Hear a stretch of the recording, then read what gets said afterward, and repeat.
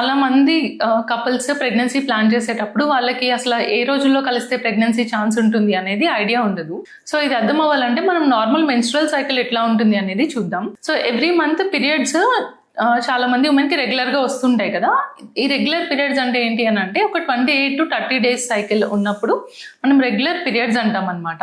So అది కొంచెం ఒక్కొక్కరికి ఒక్కొక్కలా ఉంటుందండి. మనకి 21 to 35 days మధ్యలో ఎప్పుడు పీరియడ్ వచ్చినా కూడా మనం అది రెగ్యులర్ సైకిల్ కింద కన్సిడర్ చేస్తాము.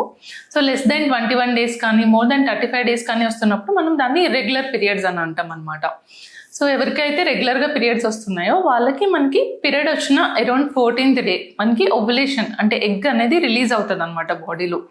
సో మనకి బాడీలో ఎగ్ రిలీజ్ అయిన టైంలో ఎగ్ అనేది మనకి 48 hours 24 to 48 hours ఉంటుందన్నమాట. కరెక్ట్గా అయితే 24 hours ఉంటుంది. సో అండ్ స్పర్మ్ వచ్చేసి మనకి 72 hours వరకు మనకి స్పర్మ్ రిప్రొడక్టివ్ ట్రాక్లో సర్వైవ్ అవుతుంది అనమాట. సో ఈ టైంలో ఆ ఎగ్ రిలీజ్ అయిన ఫస్ట్ 24 hours కనుక మనకి స్పర్మ్ ఉన్నట్లయితే ఆ టైంలో మనకి ఎగ్ స్పర్మ్ ఫెర్టిలైజ్ అయ్యి ప్రెగ్నెన్సీ వచ్చే ఛాన్సెస్ ఎక్కువ ఉంటాయన్నమాట.